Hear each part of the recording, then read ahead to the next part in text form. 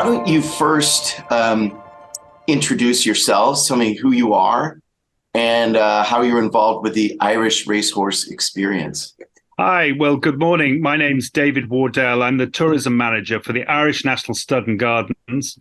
And way back, just before COVID, I was involved with the very startup of the innovation, if you like, of building an interactive experience about the racing industry worldwide.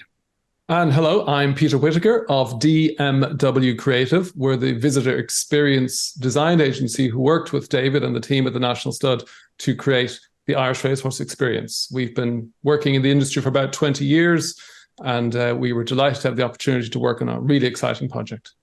All right, well, one of you tell me what the project is, just in a few sentences. The project is a complete life experience of a racehorse from birth to retirement and aftercare. We are a very well-established tourist attraction in Ireland, which is a commercial breeding farm of racehorses. So we get around 150,000 people come around, but they've always experienced either very young stock or retired stock. So we sell all our stock off just before it's ready to go to the racetrack. So we wanted to build an experience interactively, which took the animal right through their life after they left the farm. That's a big task. Tell me how you guys, I mean, that makes sense as a sort of part of the story that you wanted to tell that was missing. But tell me how this specific project started. Yes, to go into more detail, as I said, we realized we wanted to tell the story. We also managed to apply and was granted quite a big grant from the tourist board over here to expand the project. But of course, we didn't have a clue how to move forward.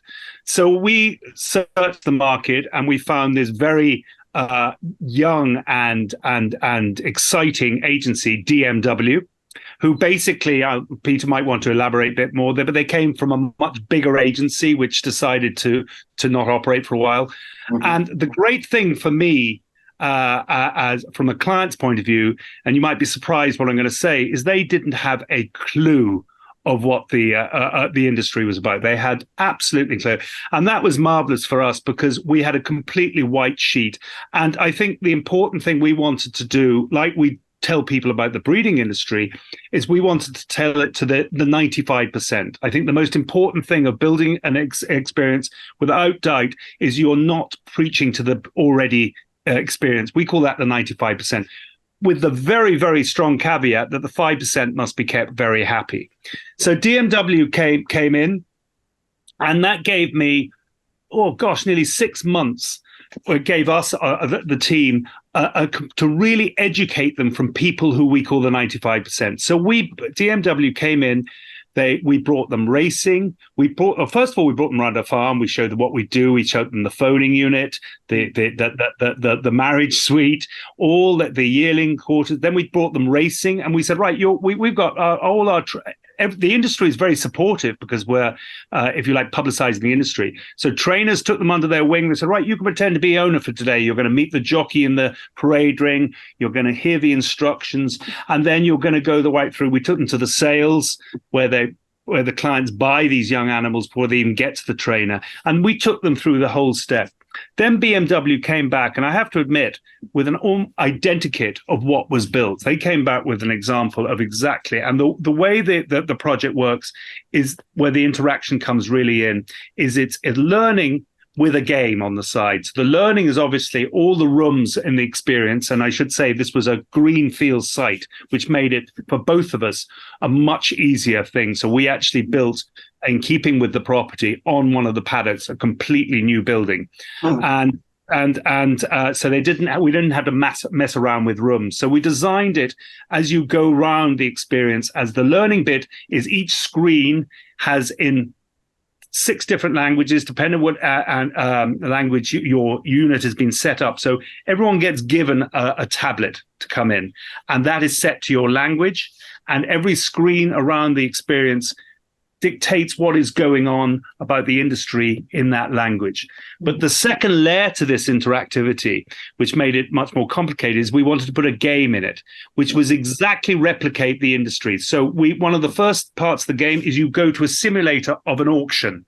If it was America, it'd be Keeneland Sales or Saratoga or Ocala. But we have a local auction house called Goffs. So you walk in and on your iPad comes up the exact horse going round, and it has a pretend price and you have a budget, so you buy that horse on your iPad. And as you go round, the next room is all about trainers, so we tell them about the physiology of the horse, how their tendons work, their heart, their spleen. We also have examples of hearts. We have cameras that go through pretend horses to see their larynx. We have a trainer's yard, but then your iPad pings up and says, right, give this horse a name. And then as you go around the corner, it says, right, give it a pretend trainer. And this is the important thing.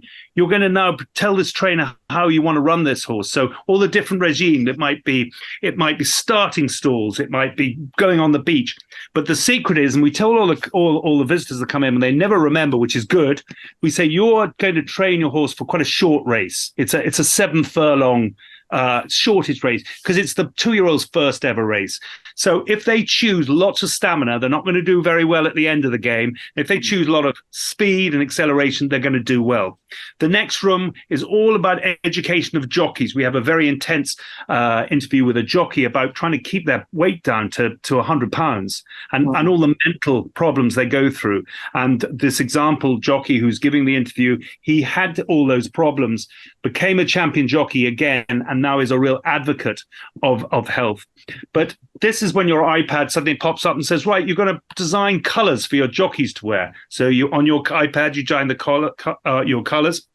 And at this stage, your iPad then has the you bought at the sale, the colors, the trainer, and that's all really you need the iPad for at that stage. The next room is all about the big race day. So we explain people how, we have to be careful because we have children coming around. We show the pros and cons of betting. We show them the different surfaces. Unlike in America, we have a much safer surface. We go on the turf. So we explain what happens if it rains, if it doesn't rain. We also explain the race card. Then I said the piece de resistance is you walk into the race day. So we have a screen that says horse is ready to come in, and your screen automatically, your horse comes up. You go in. We have a simulator of 8 horses with a proper full cinema screen in front of you. And the 8 horses not only move backwards and forwards, but they also rock like a rocking horse. And we have a full commentary, a bit of air in your face. But the algorithm, so see where I'm getting about, and this is where Peter has to talk about, because this is the technical side in, all the algorithm of all the information you put in, when that horse race goes, if I've chose just pampering and a bit of physiotherapy, I'm out the back door. If I've chose lots of acceleration, I'm going to win. And it's great. The giggles we have, you can imagine you have granddad on one side, you've got the grandchild on the other side, and it's just real exhilarate. It's the exhilaration of actually owning a racehorse. Then the final room is you go in, it's a big, beautiful room overlooking the paddocks of some beautiful retired horses we have. We call them the living legends. You have a video, which is, to me, it's one of the biggest surprises of a success. The screams of happiness when people are seeing the video of their race and they're taking photographs. It's the side angle, the front angle, every angle of taking them, and the grins on their faces. We also have a very famous student program. So we've got interviews of students. And then a very important bit, the final section is from the government's head of welfare, if you like, explaining how the industry is trying to really improve the afterlife of these horses, how they're getting retrained. That's a good description. All right. Peter, do you want to add some more detail to that? Over all these steps, our visitors interact with the device. And the challenge is doing it so that it doesn't clash with the physical exhibit, so that you're interacting at the right time. Not everybody behaves identically, but that those digital and physical interactions don't clash with each other, but complement and reinforce each other. So getting through to that point where all this data, these choices by visitors are being put into the device, putting into action what they've learned from the various exhibits around them, And in the back end system that is running all this takes that data and creates a virtual horse for each visitor. And they start with the base characteristics, but then depending on their choices, those statistics are updated as a result of the effectiveness of the training regimen that our visitors have applied. And ultimately, when you go into the big race and you take off your device, because it's a physical exhibit, it's a physical interactive. We felt there'll be a problem with the actual device clashing on people's chests. So they take it off. And when they do that, it's seamlessly that the character of the horse they've trained, the virtual horse, is seamlessly transposed to a giant 8-meter wide screen directly in front of the horse upon which they should mount. And David's talked about some sort of sensor or something that knows that the device has been taken off their body, and so that person is standing in front of the exhibit. Exactly. We had to specify a more accurate than usual system, ultra wideband system, which when this project was in its inception was really only one or two systems in the market. So we had to D&W had to do a lot of research to find an appropriate hardware system that could do this. These days it's a bit easier. Technology moves on, but we found a system that would let us know within one foot of where visitors were standing anywhere in the experience, and that's installed throughout the whole 600 square meter facility. That meant when they stepped in front of a screen, let's say the foaling manager talking about how he or she looks after the horses, you step in front and the headset you're wearing, which just stays off your ears a little bit so we don't have hygiene issues. You don't touch the device at all. It knows you're standing there, and the audio starts synchronizing with the video of the person talking in front of you. So we can have a Chinese visitor and a French visitor standing side by side at the same exhibit and hearing the foaling manager talk, translation synced with what they're talking about. So that side of things needed this I'll call it geolocation or spatial location, very accurate. And then ultimately, as you say there, when you take the device off in the big race, it knows you've taken it off, and it then takes the name of the horse and the silks, the colors of the jockey's uniform, and puts it up on the big projection right in front of the physical horse that you should sit on. Now, there's obviously a staff member in there too. You can't have something like this without a staff member. But really, the system was designed to make life for the staff member as easy as possible. So they're really guiding people in the right direction and getting them excited about the start. We had a custom commentary designed for the end race experience by commentary legend Des Scahill, who did commentary on racing for 30 years. And one of the last things he did before he retired was to donate his time to this project, to go into studio and record fantastic commentary. And it's customized for the names of the horses that you've chosen. So there's a lot of re-recording of names and all that. But that commentary really adds an element of excitement. And as David says, the horses move back and forth, not just the rocking motion, not just the jockey motion, which went through a lot of prototyping. And getting so you understand, you actually start to go into the lead if you're winning compared to your. You spent a lot of time testing horses. Oh yes, kneeling. Did you ever get bucked off? I hope you didn't have any. No, we could never quite take it to that level. During the research phase, we went over.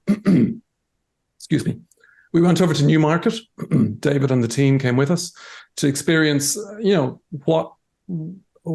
traditional racing museum. And over there, they had David will know the name of the unit, but you can actually, it's for training actual jockeys. So myself, Rob, and Heather, my business partners and design partners in D&W, climb up on this thing, and you have to be assisted because it goes fast, and you have to take the squatting position that David described of the jockey, and it was really exciting.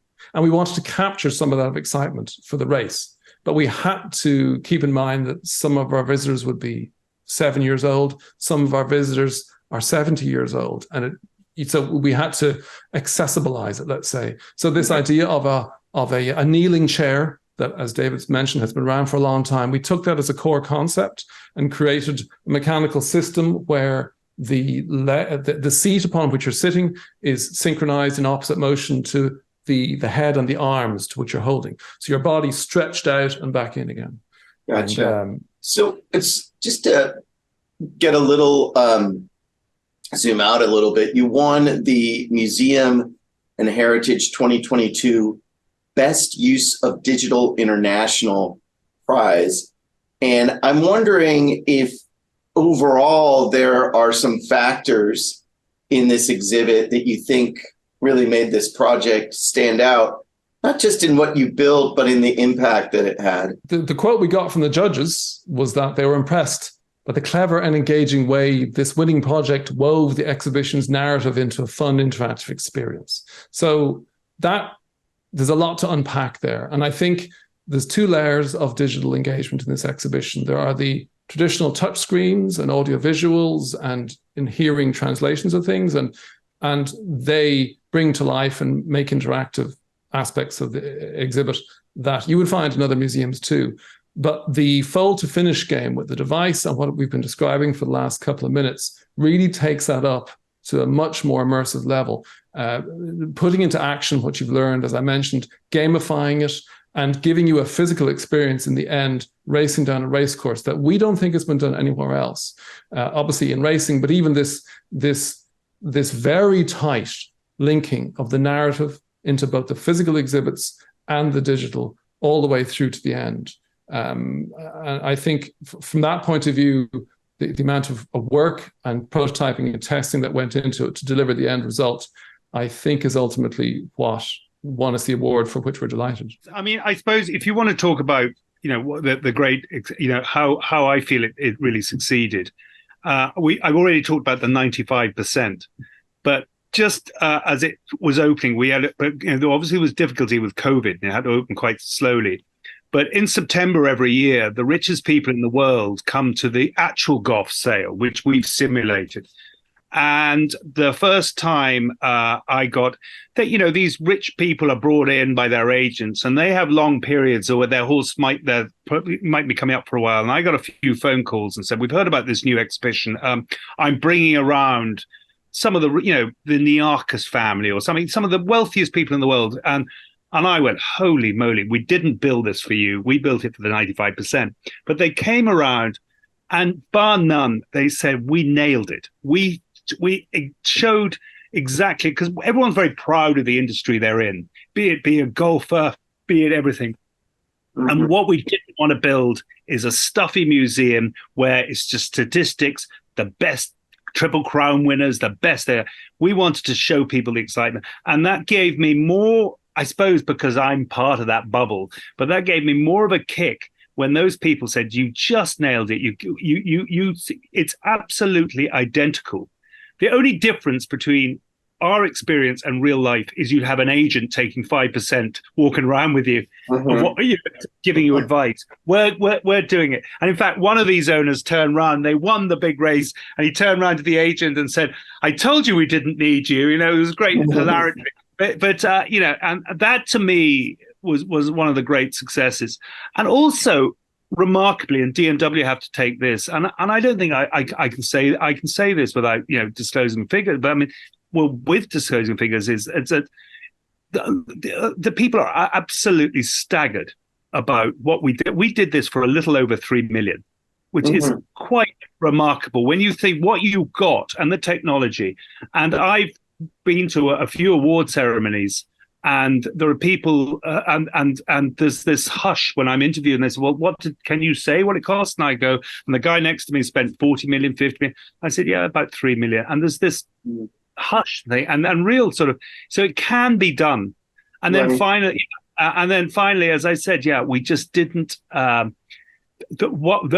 other great big kick I got was there's a very fancy museum in England which cost the bucks of 50 million, and one of the directors came in and he called me every name under the sun. He said, "I can't believe it." He said, "You've done it for a fraction," and so that gave that to me. So within the industry they're happy, the 95% seem to be happy, and so as far as I'm concerned, and if just one of those 150,000 people that we come through the farm, if one of those people turn around and say, "That's a fun game. We might get a few friends together, get a syndicate together," we've succeeded. Right. The other thing that I noticed from what you were saying is that it's one of those few activities that seems truly intergenerational. That there's something where kids and their parents, teens and their parents will actually do it together. Exactly. In a world where more and more kids are in their own world with their phones and things like that. And you're so right. And what amuses me is that, as I said, we tell at the very beginning, we don't want to give everyone, listen, if you just choose acceleration and you're going to win this race, because we don't want everyone to have a dead heat. So we say at the very beginning, I said, guys, if you listen to me, you're going to have a better chance winning. This is you're going to plan a regime for quite a short raced athlete. And of course, Grandad listens to this. The cocky teenager, or he's everything, he's going, yeah, I can do this. So Grandad in his 70s is still riding that simulator, but he is piloting. And that to me is great fun because, it's wisdom over, he's listened to what I've said, he's going, and it's great fun watching that multi-generation family having such fun. And that to me is what the business people, it's taken me, I've been involved in this industry all my life. And it's not till you have a hair or a whisker of a tail. I actually personally, our hands up, I hate going racing unless I have a friend or a friend's friend who has a hair, a whisker, or a tail in a horse. And this gives you that excitement. You've actually made this virtual investment, and that's where your adrenaline gets going, Yeah, I had a question about that. So it sounds like you're making a very innovative use of mobile technology to give the audience a degree of agency, right? In the story in the beginning. And then they move away from the mobile device, right? For the second half of the experience. Tell me about that design decision. I find it really interesting because people tend to sort of get sucked into, I have this screen to mediate what's going on around me. But you let them kind of go free after they'd kind of, I guess, bought into the experience. There was a design decision, really. How much do you want? We don't want people consumed by the mobile device because they've come all this way. They're in this beautiful place. And if it's a purely digital experience, well, they can get that at home or on their phone. So how can we blend the two? But also, there's a point, as we said, we take off the device. And when that's quite close to the end of the experience, that's the big race is the second last room. So when they're taking the device off, they do their horse race and then they come off that. And they have a choice, really. But we designed the last room so that they didn't actually need the device. You can have it, but a lot of the last room allows it so that if you chose to leave your device, you could read things on the screen. We don't have the big talking heads we're talking to in the last room. It's slightly more traditional development of touchscreens, but when you go in there, that's where you get the post-race review, which David mentioned earlier, where we've got a big phalanx of screens showing the replays from all angles, and beneath it, the statistics that let you see how you did in comparison to everybody else in that race, including graphs of performance and so on. So the last room, we reduced the reliance on the device. Some people do bring it in, some people don't, but you don't have to have it. If you choose to drop it, or leave it in the big race. Really, the last room is a beautiful space. It's a glass, one entire wall, 15 meters wide by 3 meters high is glass, looking out on the Legends paddock. And David can talk about these horses, but these horses are champions of the industry and have retired to the National Stud in this beautiful surrounding. And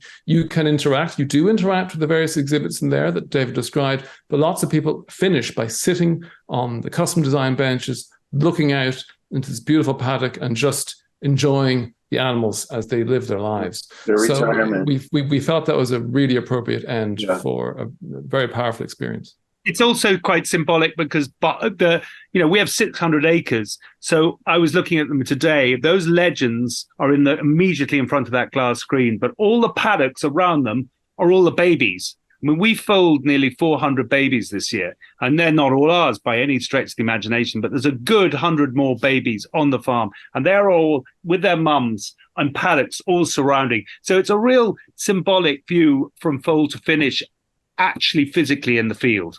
The circle of life there. Exactly. My background is in creating mobile device applications for museums, particularly applications that take visitors outside of the museum and give them experiences, audio, augmented reality in context. I'm curious if you thought about in this project or going forward in the future, some use of the mobile technology that might take them out into the grounds to continue the experience. Yeah, I think the ambition of this project was very high. So the aim for this phase of the project to keep the mobile experience within the Irish Racehorse experience was a lot for us to bite off and chew through and complete successfully. As David says, the whole site is absolutely gigantic. I thought it was 800 acres, but even if it's only 600 acres. It's 600 acres, it's nearly 900 acres, yeah, but I call it 600 acres full of paddocks and horses. Yeah. So rolling out the device site-wide is a massive step. Even just from a logistics point of view of having enough devices, because the whole site can absorb thousands of visitors, whereas the racehorse experience is designed for more controlled throughput, particularly on bad weather days, not exclusively, but that's really, when it's raining at the stud, it's still beautiful, but obviously not as many visitors like to go out.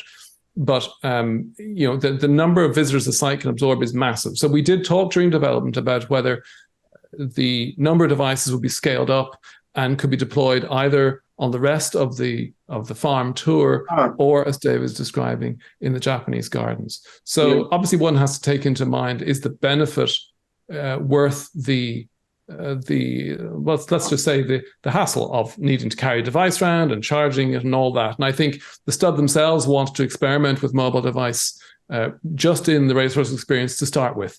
And, we'll take it from there. We're also, where we have to look future, is we are very seasonal.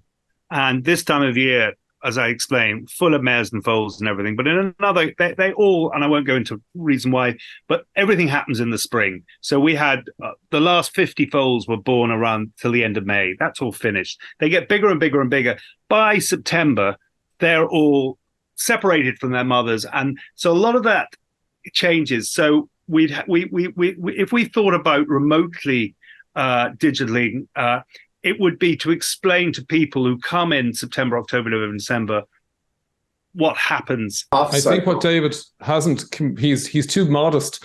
The guide team at the stud is world class. And as you probably know, a guide-led experience around a site is hard to top, really. And to have mobile devices, unless they're being used for live translation, I can definitely see the use case for that. But it's hard to compete with a really good guide, and David and his team are the best. So to be honest, the racehorse experience is largely self-guided. Sometimes the guides bring them around, but it's designed to be self-guided. But competing, it's a different calculus when you keep in mind that groups are brought around the stud and for them to be wearing devices, augmented reality, for instance, and we are, not to go away from the stud too much, but there's other projects we're working on now which are working with AR. But it's in a different context. It's not with a guide there talking to you and delivering that story so animatedly. Well, guys, thank you so much. This has been a wonderful conversation. Great project. Congratulations on your accolades. Take care. Thanks, Michael. Thanks, David. Bye-bye.